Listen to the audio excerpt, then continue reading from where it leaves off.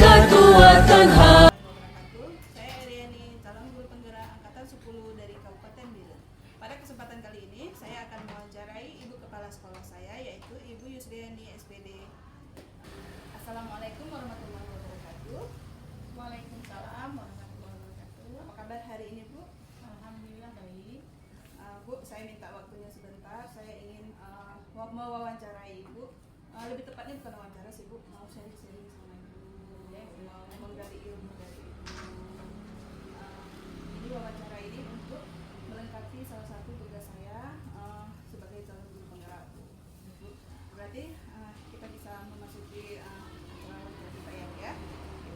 Baik, selama Ibu menjadi pemimpin ini, Bu ya, bagaimana Ibu dapat mengidentifikasi kasus-kasus yang merupakan dilema etika atau rujukan moral?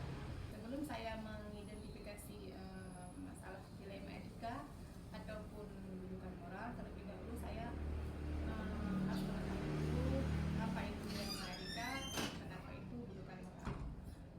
Karena dilema etika itu sebagaimana kita ketahui yaitu yang kasus yang sama-sama benar, bisa dikatakan demikian, dan sedangkan dilema rujukan moral itu yaitu antara kasus yang benar dan juga kasus yang salah. Pertanyaan selanjutnya, selama ini bagaimana Ibu menjalankan pengambilan keputusan di sekolah Ibu, terutama untuk kasus-kasus di mana ada dua kepentingan yang sama-sama benar atau sama-sama mengandung nilai kebajikan? Yang pertama sekali saya harus memperhatikan ataupun mempertimbangkan manfaat dan mudaratnya daripada kasus tersebut, baik itu untuk guru saya, murid saya, dan juga mungkin orang tua murid kita juga ya. Kemudian keadaannya, situasinya bagaimana, dan juga perlu diperhatikan juga masalah sosial. Pertanyaan selanjutnya, langkah-langkah atau prosedur seperti apa yang selama ini Ibu lakukan?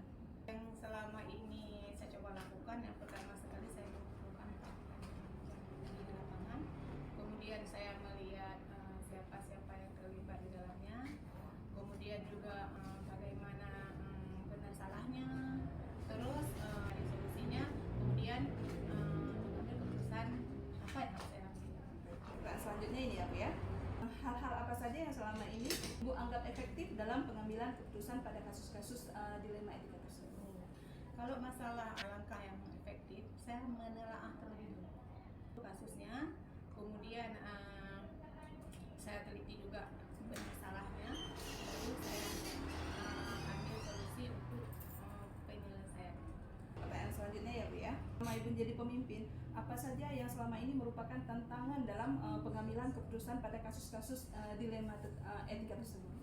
Biasanya kalau tantangan lebih banyak ya. Kalau saya ada tiga hal. Pertama sekali, tantangannya permasalahan itu sama-sama penting. Kemudian yang kedua, kita harus melihat mana yang harus kita dahulukan. Yang ketiga, kita harus juga memperhatikan nilai-nilai rasa ketika masalah tersebut kita angkat, yang ini ya dengan yang masalah yang lain bagaimana. Jadi kita harus teliti betul-betul, jangan ada yang merasa tidak enak. Untuk pertanyaan selanjutnya nih, Bu ya. Apakah Ibu memiliki suatu jadwal tertentu dalam sebuah penyelesaian kasus dilema etika? Atau apakah Ibu langsung menyelesaikan di tempat? Atau Ibu memiliki jadwal tertentu dalam menyelesaikannya? Misalnya dalam bentuk atau prosedur seperti apa yang Ibu lakukan? Alhamdulillah biasanya kami di sini tidak mempunyai jadwal ya, tidak membuat jadwal tertentu atau masalahnya. Yang namun masalah tersebut harus segera diselesaikan dengan cara ya yang paling efektif, yaitu dengan bermusyawarah dengan semua warga sekolah. Pertanyaan selanjutnya, Bu, apakah ada seseorang atau faktor-faktor yang selama ini mempermudahkan Ibu dalam mengambil keputusan dalam kasus-kasus dilema etika tersebut? Alhamdulillah selama ini yang sangat memudahkan saya dan juga membantu saya dalam menyelesaikan masalah, yang pertama sekali saya biasanya menghubungi dulu wakil kepala sekolah, guru, bermusyawarah tentang bagaimana cara kita menyelesaikan masalahnya. Kemudian saya akan juga menghubungi pihak pengawal dan juga yayasan sekolah. Jadi semua pemangku jabatan itu kita libatkan untuk menyelesaikan masalah tersebut.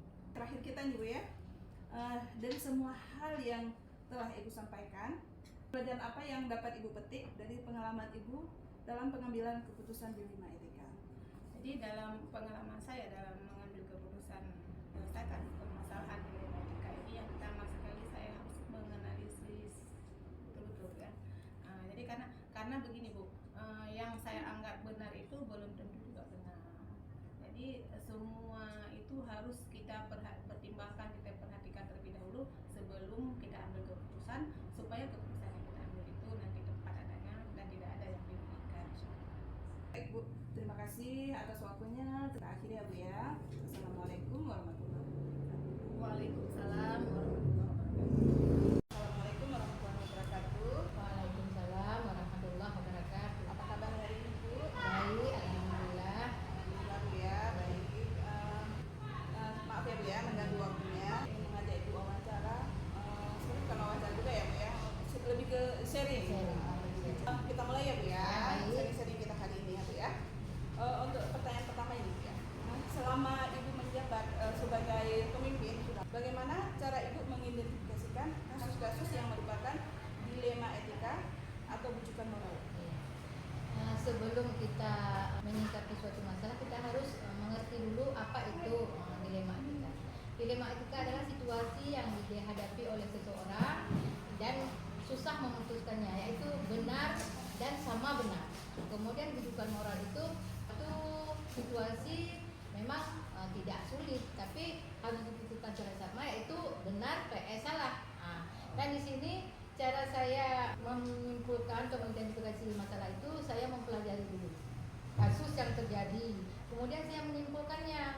Dengan itu saya bisa tahu permasalahannya. Untuk pertanyaan selanjutnya nih Bu ya, bagaimana selama ini cara Ibu dalam menjalankan pengambilan keputusan di sekolah ini, terutama untuk kasus-kasus di mana kedua-duanya itu penting dan sama-sama benar atau sama-sama mengandung nilai-nilai kebajikan.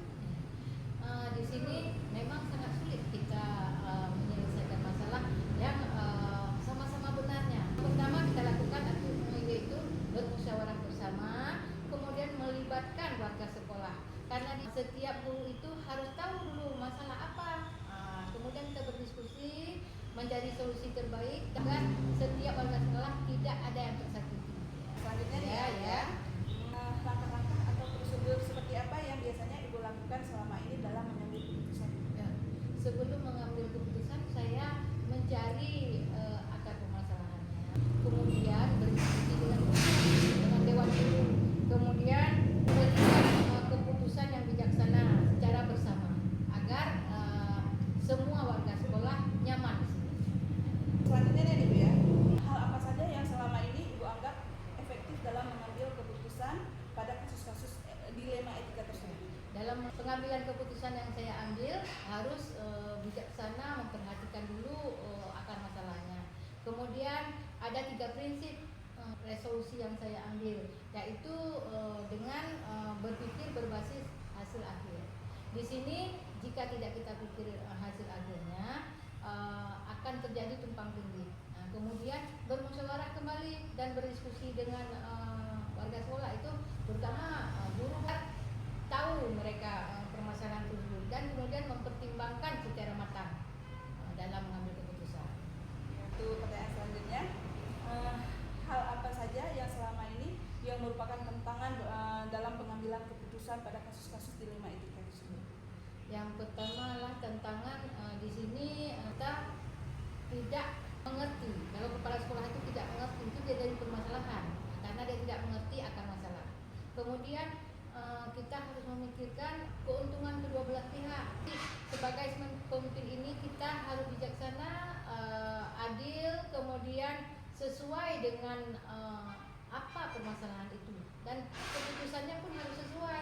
Selanjutnya nih Bu ya, apakah Ibu memiliki sebuah jadwal tertentu dalam menyelesaikan permasalahan tersebut, atau memang langsung Ibu menyelesaikan di tempat, atau memiliki jadwal untuk menyelesaikannya, atau Ibu punya prosedur seperti apa dalam menjalankan?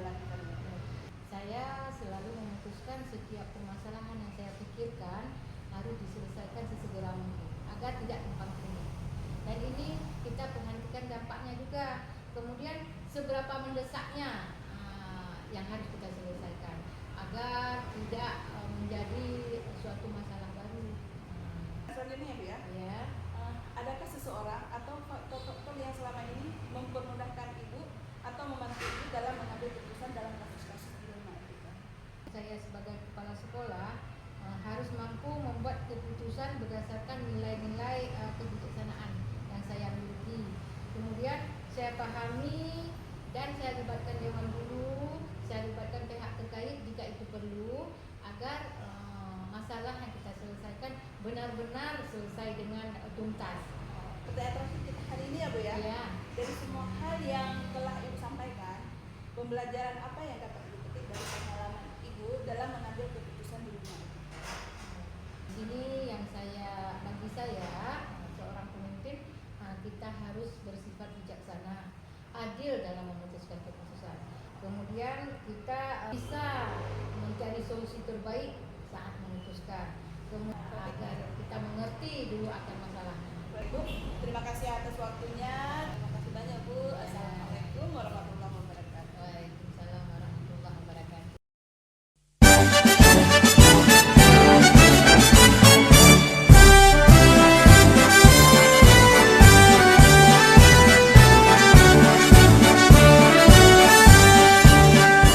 Bulatkan tekad, kuatkan hati, negeri ini memanggilmu kawan. Belajar bergerak berbagi untuk negeri, guru